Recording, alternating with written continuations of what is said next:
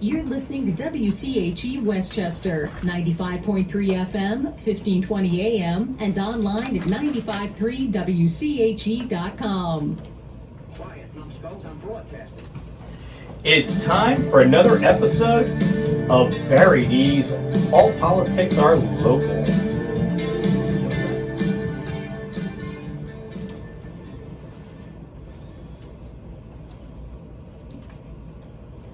Time for another episode of Barry Dee. All politics are local.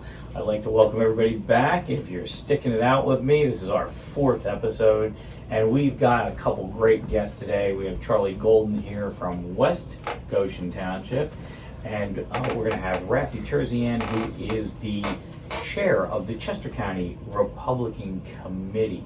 So I'm glad to have everybody back. Now, we're starting a new episode here today, a new segment, and that segment is 5 Minutes with Jack. Now, Jack is a guy that I've worked with in the past, and he has some very interesting insights on things. I asked him the other day if he'd think about coming back in to do some work with me from years ago, and he said he'd be willing to do it. So we're going to do a segment called 5 Minutes with Jack. I'm going to get him on the horn, and we are going to talk about what he wants to talk about, actually. That's the thing. So let me see if I can get him up here. It's going to take a second. And hold on. Where are we with this? Nothing like dead air here. Here we go. So let's give this a shot. It's 5 Minutes with Jack coming up.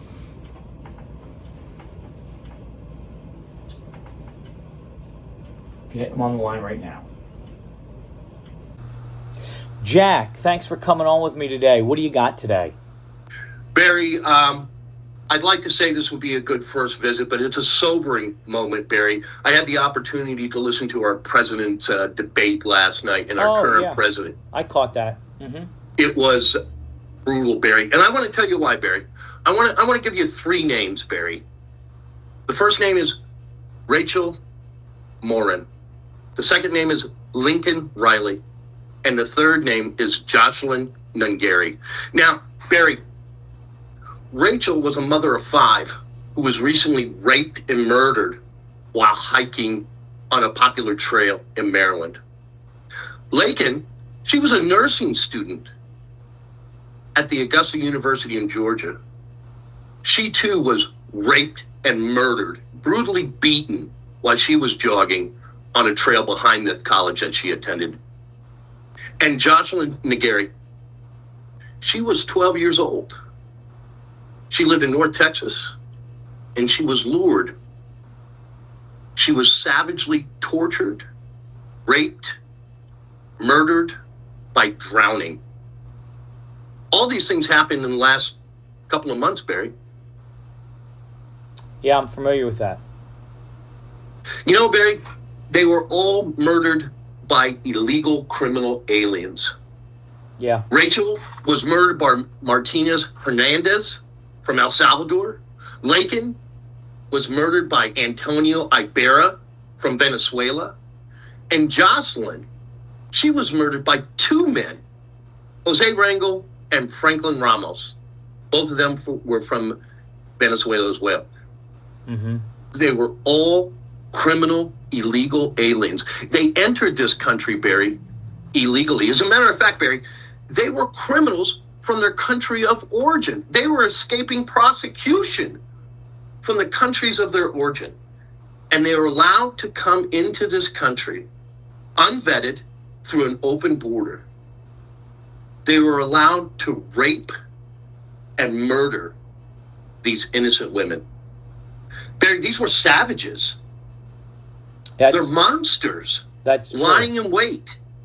Yeah. You know, I got to tell you, I just had a discussion about this very subject on social media, and the person I was talking to gave me a statistic, and they said, do you know that actually the amount of crime is higher from American citizens than it is illegals? What do you have to say about that, Jack? Barry, that is a disgusting position, and I'll tell you why, Barry. Why we do have crime domestically in our own country perpetrated by our own citizens, which is a problem in itself. Yes. To allow additional criminals into this country. Savages, Barry. These are monsters. They're evil. And they come here to prey on the innocent. These were innocent women, Barry. Barry, all of these women had mothers and fathers and brothers and sisters and family and friends. Their lives are destroyed because of these actions of these illegal criminal aliens that this administration has allowed to enter our country by the tens of millions, Barry. Now, I'm not saying that all of them are criminals, but even if any of them are, they should not be permitted to enter our country. Well, it is the argument of protecting our borders, correct? Yes. And this is what affects Chester County, right? I mean, we just had Cavalcante last year. He had killed somebody in Brazil. He was on the run. He got up here and killed his girlfriend or ex-wife or whatever it was. And then he was terrorizing this county for 2 weeks before they caught him. He was a murderer. Barry, it's happening all across the country. It's effectively an invasion. And the citizens of this country need to come together. Barry, I got to tell you, I know we're getting short on time. I just want to say one thing. Laken Riley had a middle name, Barry. Yeah. This beautiful young nursing student. Uh-huh. Her middle name, Barry, was Hope. Wow. You know, I can't think of a better close on this, Jack, and I appreciate you being with us. And I hope people think about this because it affects all of us everywhere in this country and right here in Chester County. Kind of a downer on this one, Jack, but I appreciate you bringing it to our attention. Thanks, Barry. Talk to you next week, my friend. Thanks, Jack, for being on with us. And normally he's a little bit more uplifting, but that is a very serious subject matter that's being ignored far too often. You can use the excuse that, you know, most of the people coming in here illegally are good, hardworking people, but the fact is we don't know who they are, and our families are being destroyed by the bad guys. And the only way to filter out the bad guys is to check out everybody, and that's not happening. It's a serious problem. It's a serious problem everywhere. It's a serious problem in Chester County. And I hope we get this fixed because, you know, everybody's just collateral damage in the meantime. So with that, I'll tell you what, why don't we take a quick break, a minute or two, and pay some bills, and we'll be back with Charlie Golden to talk about what's going on in a local township.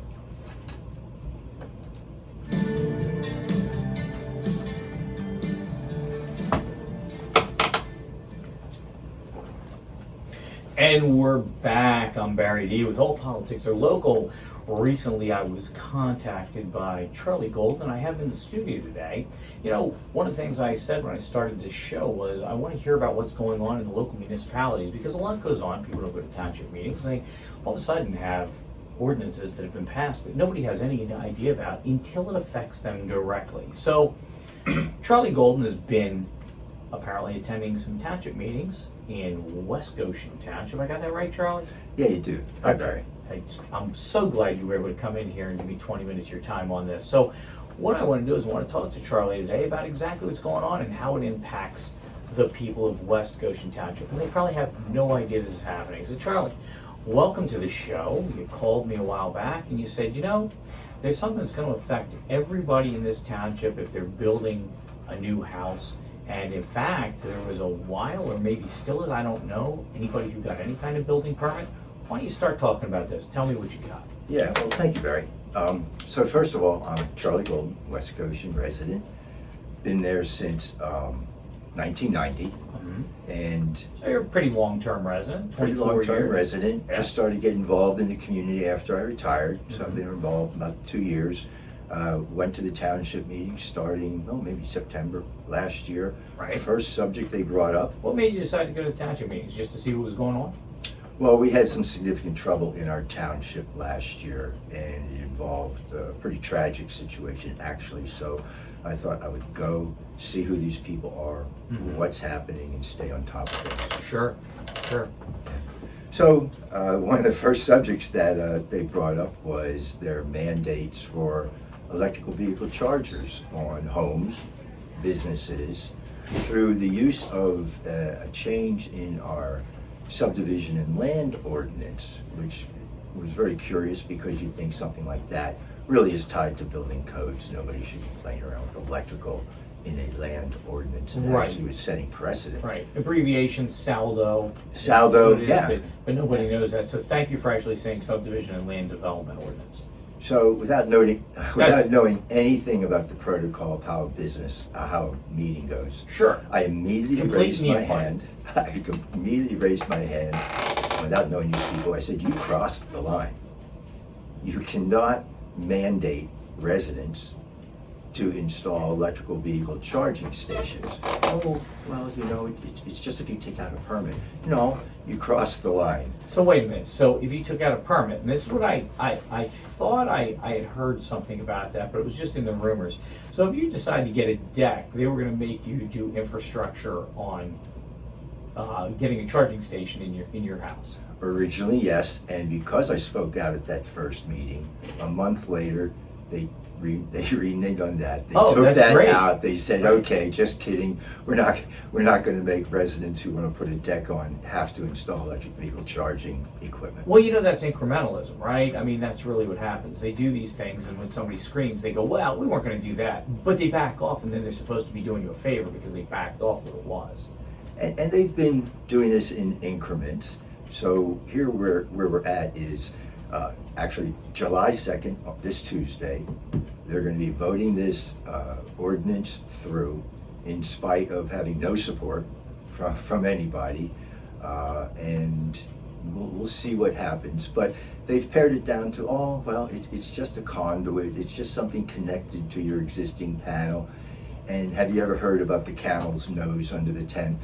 Once the camel nose gets under the tent and he sees where that food smells coming, You got the leverage, right? he's coming in. That's right. And he's taking everything. You dip one toe in the water. That's absolutely it. That's how it happens. And if they're just talking about a little bit of conduit and you use your existing panel, I'm not so sure about that, Charlie. Why don't you elaborate a little bit, because I think you probably have more experience than me, but I could tell you that the average house has a 200 amp panel now, up from 100 amp. If you start going into some of the older houses, they were 100 amp panels. 200 amps because, central air came in, right? So you have central air, you have your dryer, you have your range. Some people have 2 ranges in their kitchen. There's a number of things there. Oh, air conditioning? Sometimes they have 2 air conditioners up in the attic and down the basement because cold air comes down. So they have split air conditioners. So now you have that. So it's very possible that if all of that is running at the same time, you're having a family get together, the oven's on, you're doing a load of wash, the dryer's on, you're doing all these things, you've maxed out your panel. This is true. This is true. So Go ahead. what's interesting is I also started to attend our township planning commission. Because that's where it all starts. Right. So that's a 9-person panel. Unanimously, they voted no on this ordinance change, and the comments there covered exactly what you're talking about. Well, what do we have to give up if we want to charge our electric vehicles, all the way through people who will never own an electric vehicle? Right. And I sat there and explained to them, after listening to their common sense, I said, I'm not here to defend businesses. They can defend themselves. I'm only here to defend the resident who can't afford an attorney to fight the township on this. They said, no, we don't want it for our businesses, our new businesses, our existing businesses. We don't want it for the residents. We're voting no. Well, elaborate on that. Tell me about the businesses. It was going to be the exact same thing. A new business comes into town, do you refit a storefront? Yes. And if it affects the subdivision and land development, they will have to develop the circuitry to deliver a public charging station that would be out on the sidewalk. Now, it's not mandating that you install that just yet, but they have to do all the electric for that. So as an engineer, I looked into this, Right. And that's a lot of money for a business to go underground, post the electronics and Well, sure, all. the sidewalks, the whole bit. They got to Sure. bore underneath, or they got to jackhammer up the sidewalk, move it out there, patch that, bring it back up. Sure. Bring the stub up, right? Sure. So all this originates with good intentions, obviously, good intentions from their Sustainability Advisory Committee. Mm-hmm. Now, none of them are engineers or have professional background. They get their data from the New York Times. Well, and they're appointed by the supervisors. They are. So you don't think they're putting in people that have conflicting views with them. Well, no, That's they an don't. agenda to carry. No, they don't. As a matter of fact, the last appointment, about a month ago, made the statement in the meeting regarding EV charging stations, saying sometimes government need to force people to do things. Wow, I think that's why our country split from England, wasn't it? He was a younger man. I don't think he was around back then. I don't, and maybe he just doesn't understand the Declaration of Independence either. And I don't want to go into a whole Thomas Jeffersonian thing, but the very basis of the country is we didn't like being forced.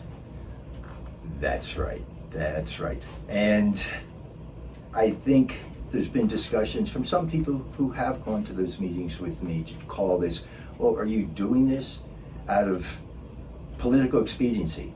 Is someone trying to make a name for themselves? Sure. They That's wanna always the be, question. They want to be commissioner. We all want to be commissioner. They want to be commissioner.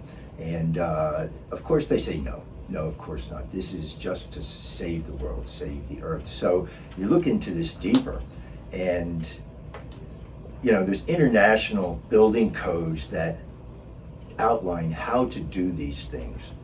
But our sustainability committee, they're not engineers. They can't understand this. And when you look at the language in this change, it is so vague. It is really poorly written. So I actually offered a month ago to give them my version of how it would be. Right. Because I'm an engineer, I read codes, I read the existing and non-existing adopted codes.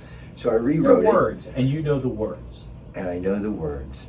So, and actually I got advice from the Pennsylvania Builders Association subject matter expert. He says, Charlie, after talking to you for an hour, he says, this is very similar to forcing people to install sprinkler systems in their houses.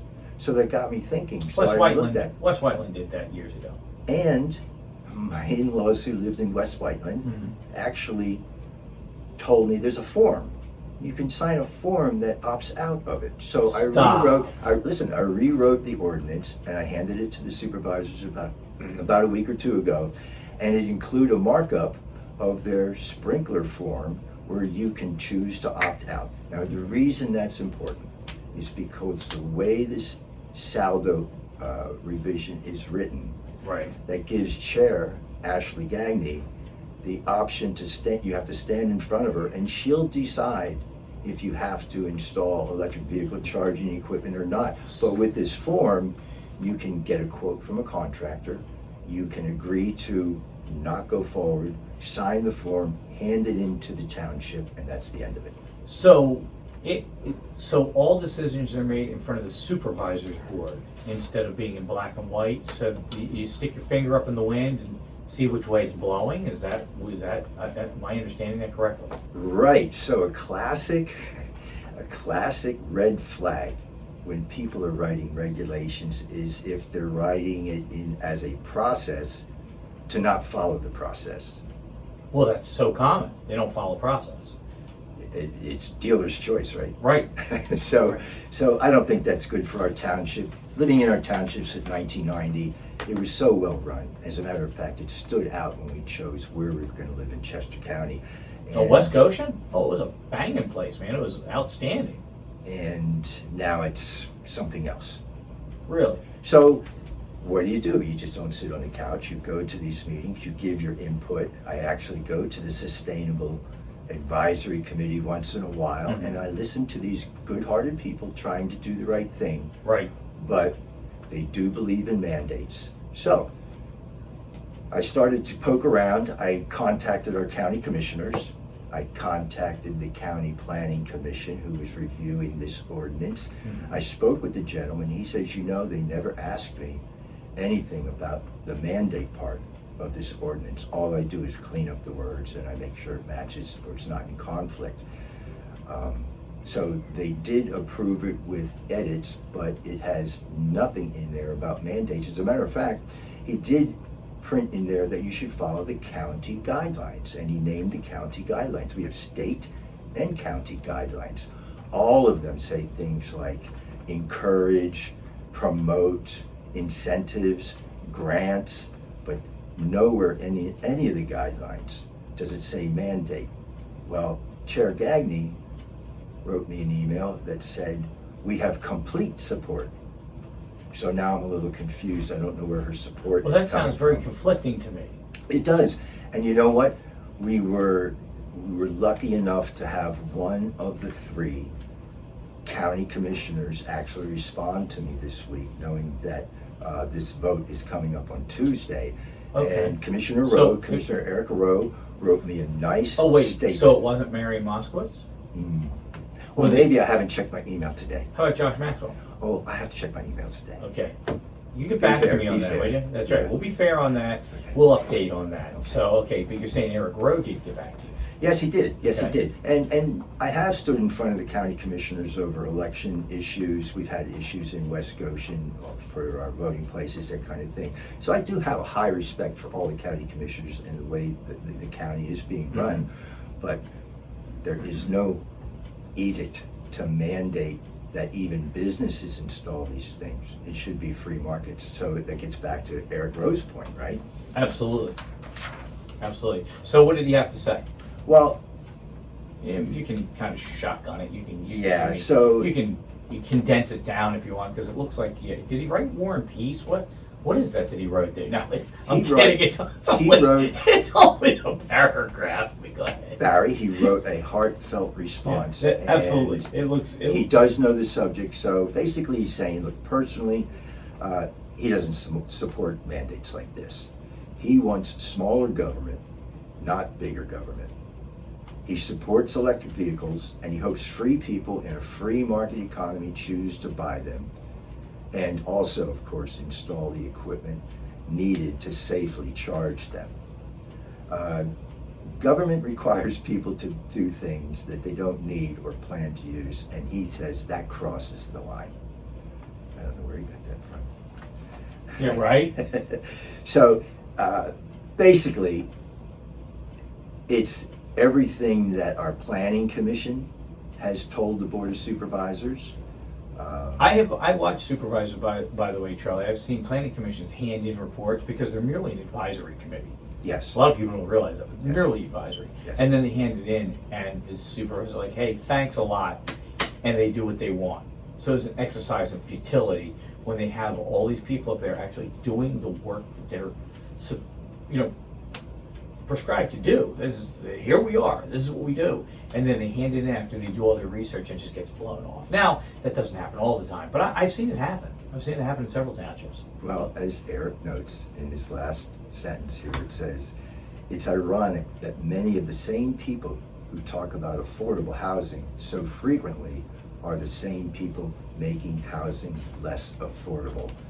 And these charging stations will certainly make your house less affordable. And if you don't mind, being an engineer and a nerd, I did some studies, and if you have an all-electric appliance home, you will not survive adding a electric vehicle charging station to it. But if you have natural gas or oil heat, as Pico well knows, that you'll have no problems on your 200 amp panel.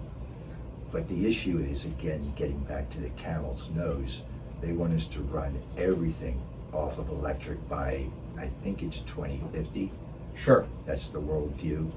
And all I can say is that hope there's no heavy windstorms.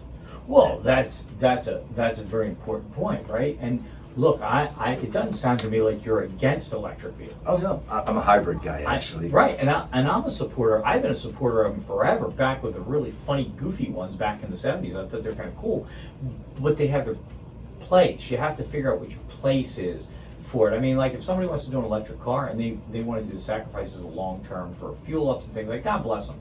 I knew a guy that when Teslas first came out, he bought one. He made it all the way down to Florida, and he said it was pretty sketchy at points. But then they have they have more charging stations. Of course, a lot of them I'm finding aren't working when you get to them. But if you're somebody that's running 100 miles a day, you go to Philly and you come back, that's great. If that's your choice, that's what you do. Now, some of the numbers don't really work. I'm seeing that the cost to operate the electric car, fuel-wise, ends up being about the same, which was something we were led to believe it was a lot cheaper. Of course, when they gave away free electricity, I laugh at the term free because is it really free? Somebody paid for it. Oh, it's free. I just pull in. It's magical. It comes out of the air, which I have a problem with. But now that people are having to pay for it, up in West Vincent Township, they were giving away free electricity. We caught them at it, right? So we forced them into it. They finally had to get the keypad, the credit card thing up and all that. They wouldn't tell us how much was being used. They said they didn't know. One of the citizens actually contacted the company. They went, "Trade the software. We tell them how to do it. Key, and we can send them reports every 2 weeks if they want. We'll send it to them for free. Just email it to them." Well, they denied they could do that. Anyway, they put it in. They hooked this all up. Right now we're going to charge. We're going to make money off this electricity. That was like 4 months ago, Charlie.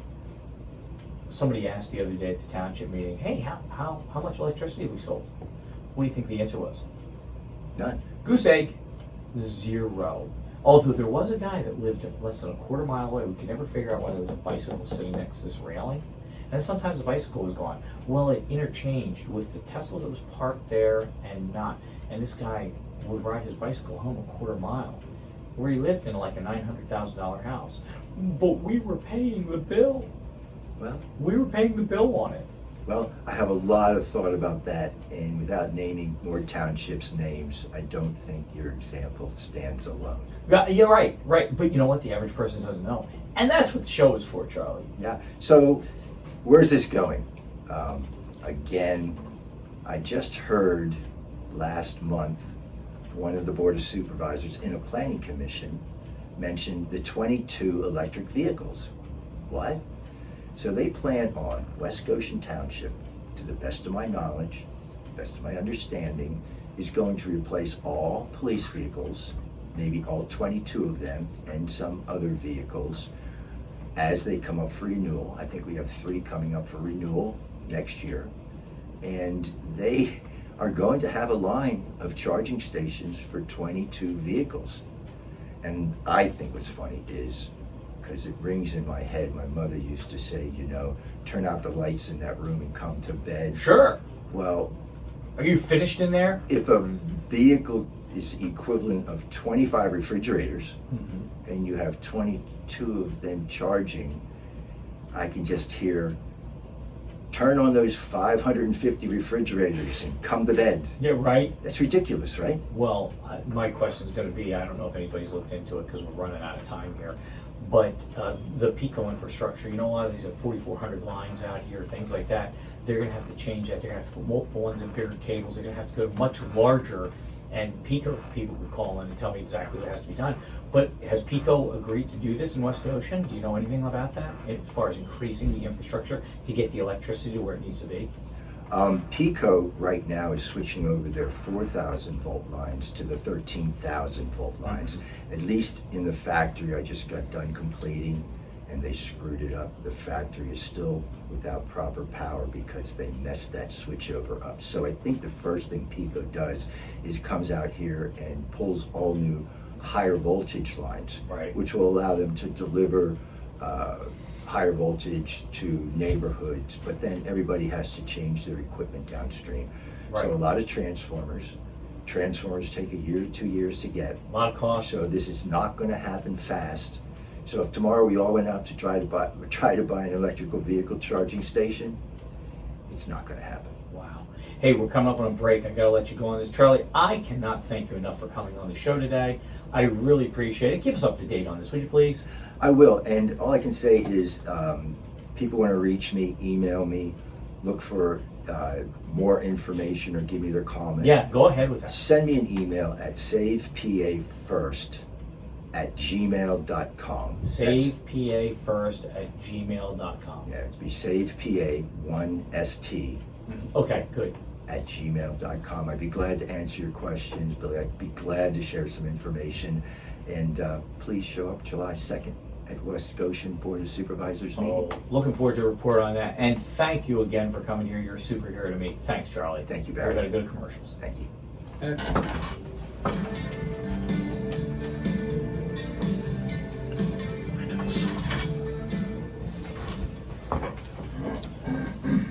Barry, I got some good news for you. What do you got, Sam? I think I finally figured it out. Oh. I know last show was a little difficult, but I think Yeah. that I finally got it down. Ladies and gentlemen, Sam the intern, he was having a hard time. You know, the radio station's been working on this,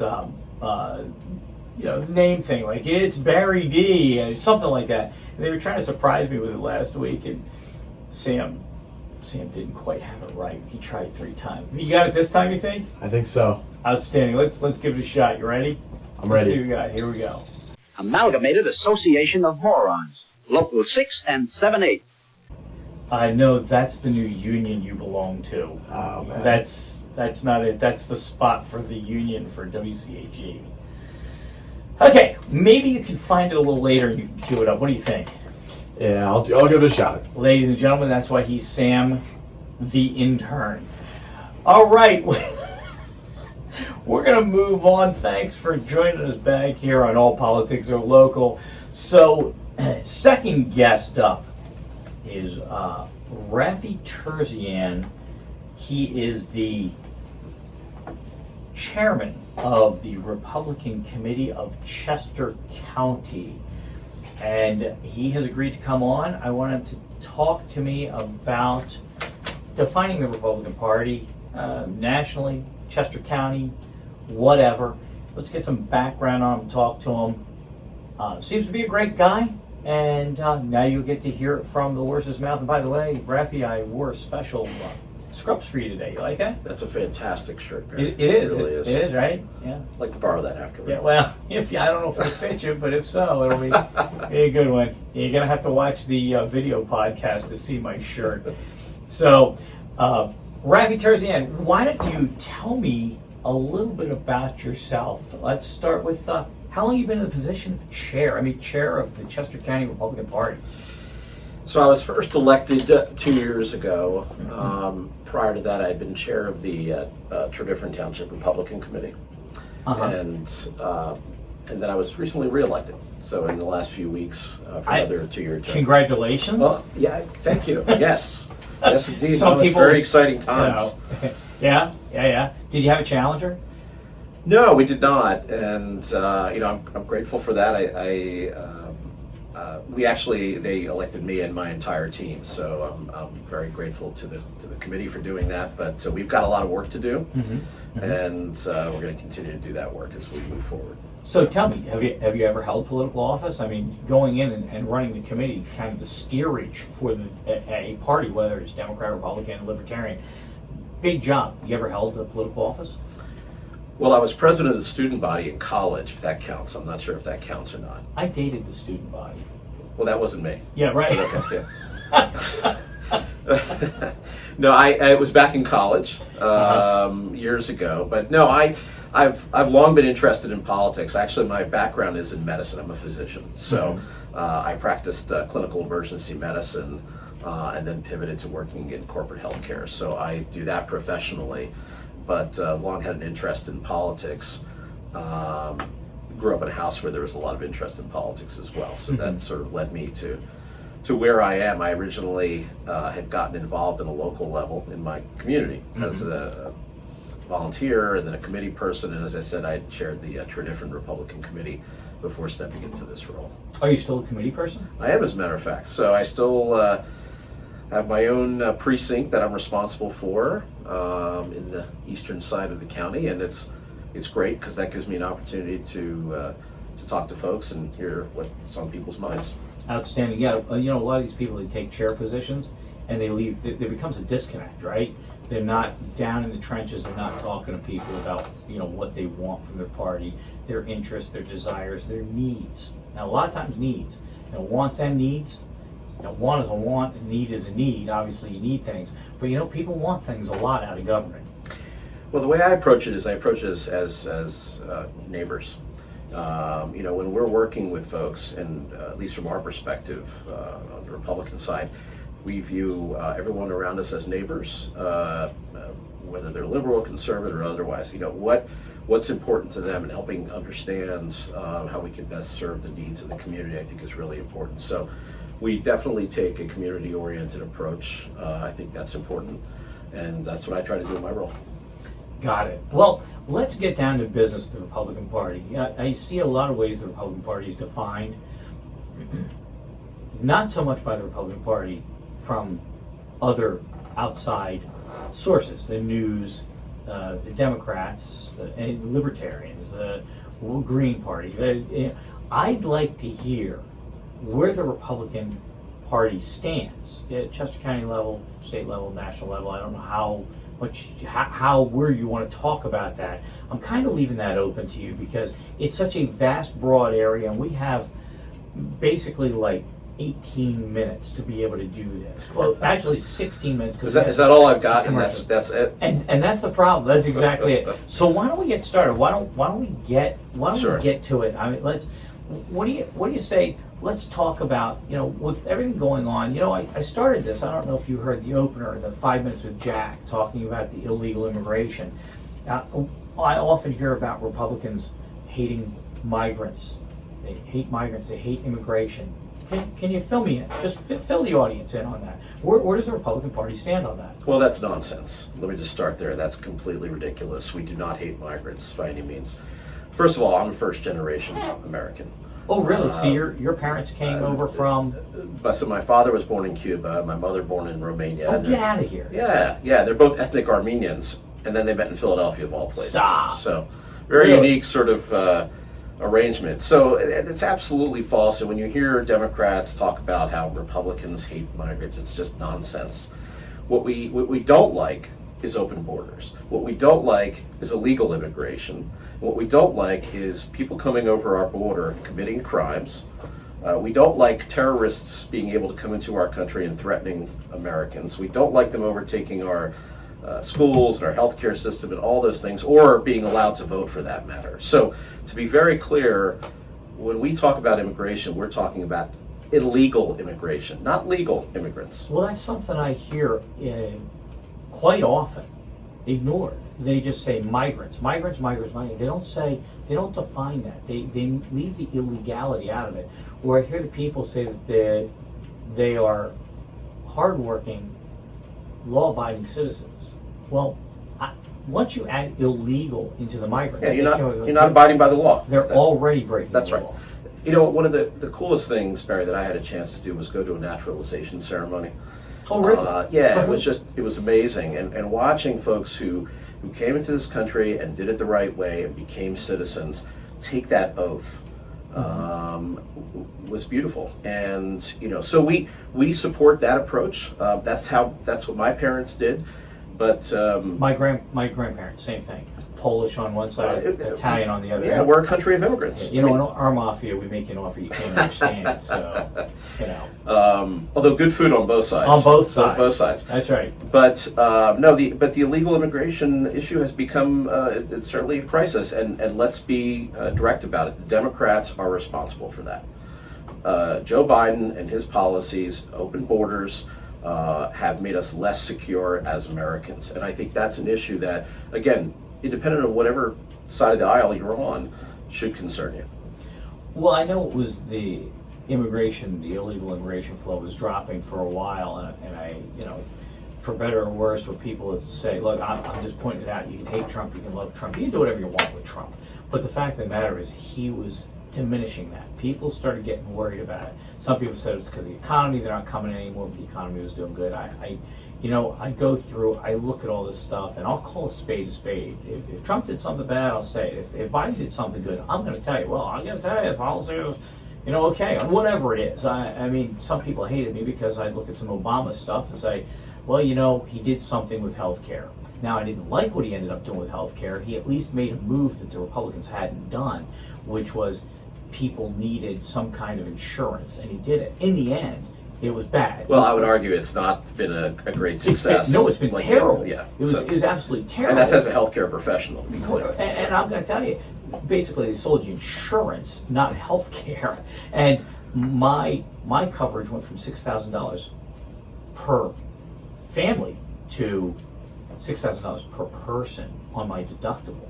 So it was bad, but there was a move forward to at least try and do something. And in the end, it's terrible, and now we're paying the price on it. So, but what I'm telling you is I'll give credit where credit is due, you know. And you're right, though, it is bad. Well, there's no question under President Trump we were more secure. Yes, the country is more secure. You had secure borders, and again, it's a critical issue. It should be a critical issue in the minds of all Americans. Yeah, exactly. I'll tell you what, we're gonna come up against a break, and you know we gotta pay bills here to keep you nice people on that help this show work. So we're gonna go to a break. We're gonna come back and talk some more about this with Raffi Terzian, the chair of the Chester County Republican Party. Thanks for being here. We'll be right back. You're listening to WCHE 95.3 FM and online at 953wche.com.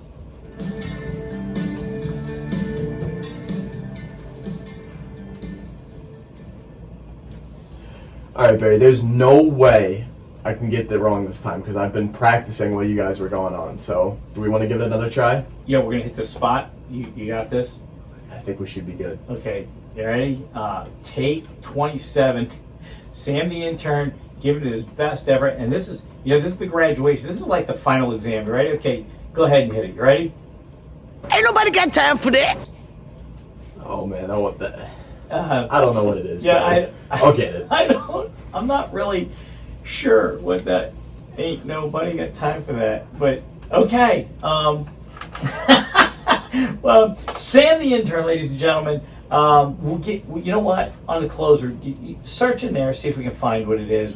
You know, just before we do this, we'll wrap up the show. I know you're gonna get it because I'm dying to hear this. It's Barry Dee or whatever you got, because I know you guys got a real good voiceover guy for that. So we're back. All politics are local, and I'm here with Raffi Terzian, the chair of the Republican Committee at Chester County.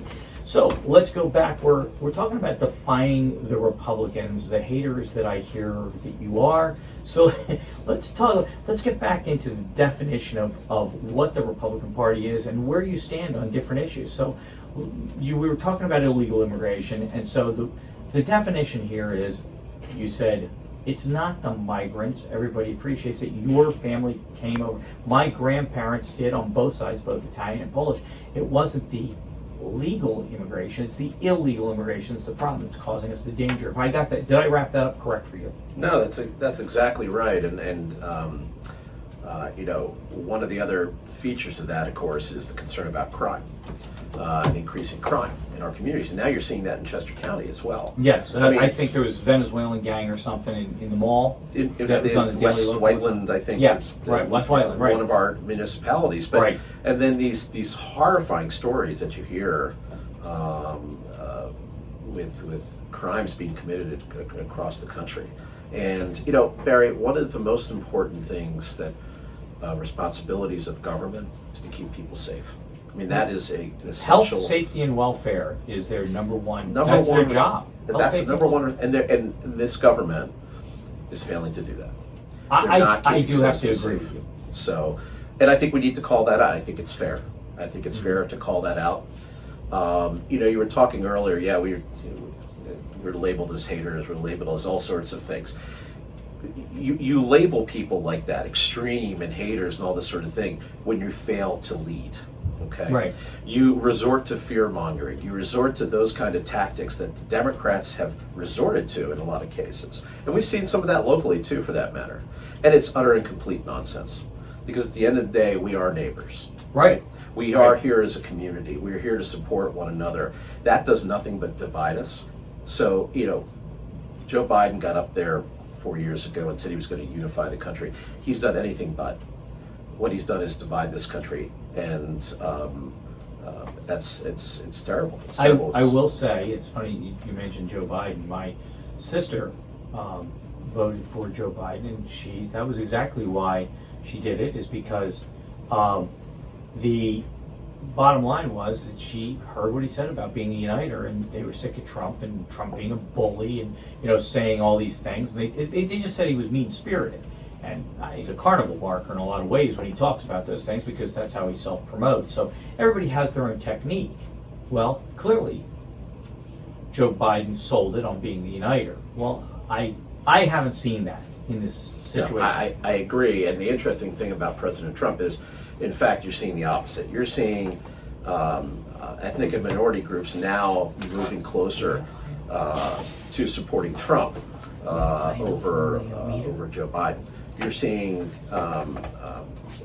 groups that you've never seen before who are uniting around the Republicans and rallying around Republicans because they understand that the policies that the Democrats have put in place have not been helpful to those communities.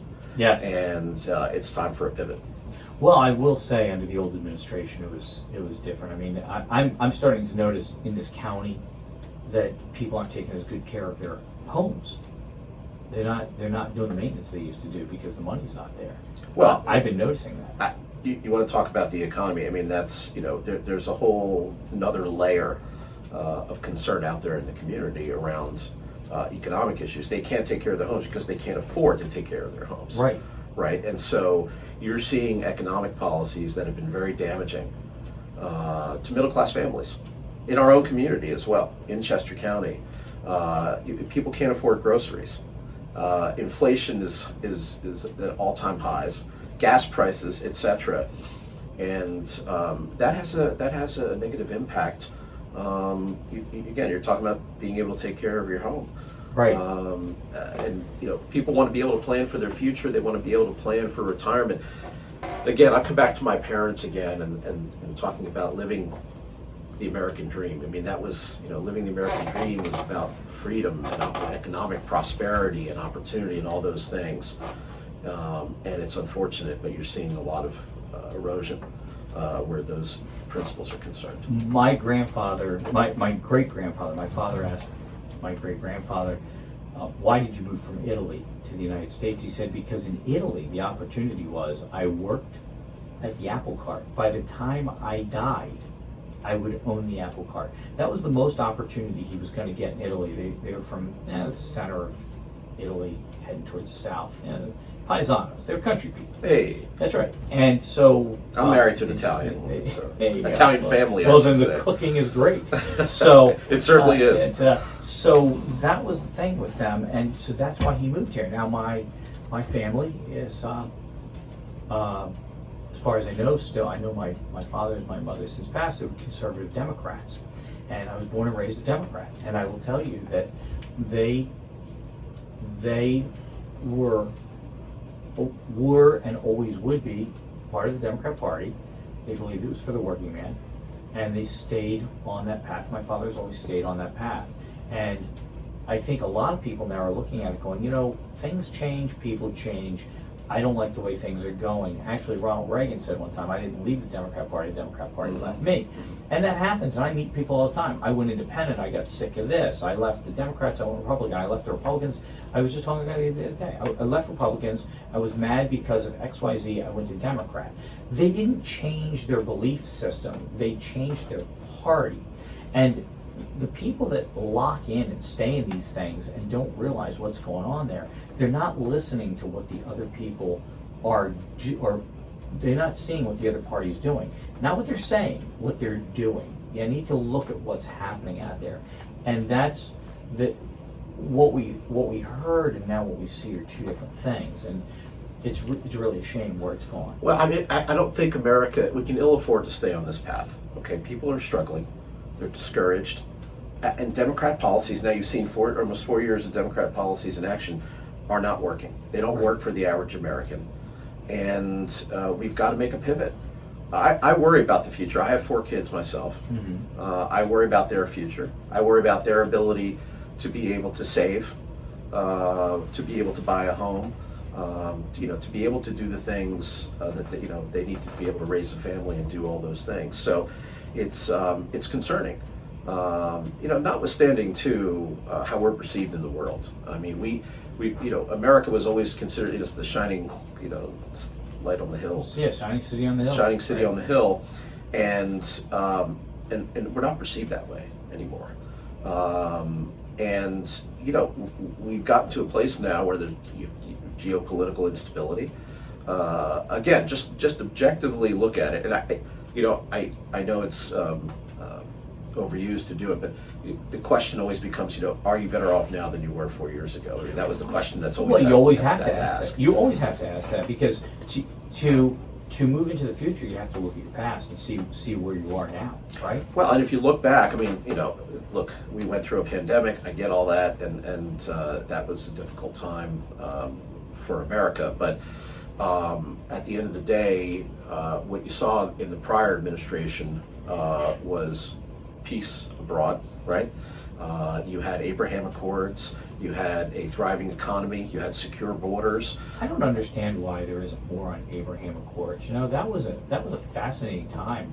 The fact that there was starting to be peace in the Middle East, UAE was signing on with Israel, and everybody was going to be making money on that, and there wasn't going to be bombs being lobbed at each other. Well, you go back again though to perceived weakness, right?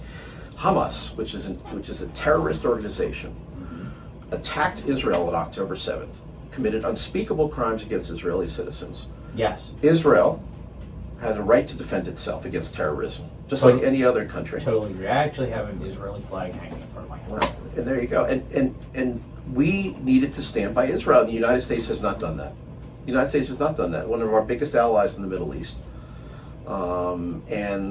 Again, that's because when there is perceived weakness, right, that leaves an opening to organizations like Hamas. We are, you signal to Russia, and you signal to North Korea, and you signal to China that they can do whatever it is they want, because there's not going to be any pushback. And that's when you start to see the move. That's what it is. People hibernate, and then they wait, and they pounce. I mean, that's what it is. That's right. They wait for that moment. And so I it's absolutely, no different than wildlife, right? It's the hunted and the hunt. That's right. So they wait for the moment of opportunity, and they've seen a moment of opportunity now because of weakness, and that should be concerning. That should be concerning to, again, doesn't depend, regardless of what side of the aisle you're on. Right. That should be of concern to and every American. That's what I'm looking at. That's why I'm asking you these questions today. Where do the Republicans actually stand? I don't want to hear it from other people. I want to hear it from the party itself, and that's what I'm looking for with you on that, Raffi. Yeah, we're gonna have to close out this thing. It went by so fast, actually. We have about a minute. You want to cover anything else? No, I mean, look, the core values of what we believe in remain, small government, individual responsibility, upholding the Constitution. We have constitutional freedoms. I worry about that too, about the erosion of those freedoms, economic prosperity, opportunity. But we've also got to, we've got to take care of our own citizens. Well, is economic prosperity giving to the citizens, or are they earning a living?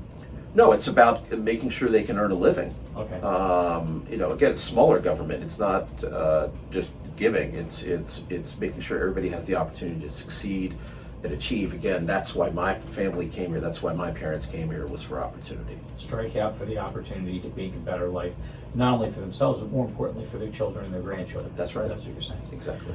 Raffi, I really appreciate you being here with me. We could talk all day. In fairness, actually, Charlotte Valio from the Democrat committee will be on here in that chair in 2 weeks. Wonderful. So we're going to get to talk to her about it and see where they stand too. So I think it's great. I'm glad you were able to get here. In truth, I offered it to her first. No, that's why I understand. I completely understand. But she's better looking than you are. Well, that's certainly true. But so she'll be on here. So thank you for the opportunity, Barry. I appreciate it. And I appreciate you being here. And I'm going to close this out real quick. And did you get it this time? I mean, I'm going to try. We'll see how it goes, though. Okay. You ready? Go.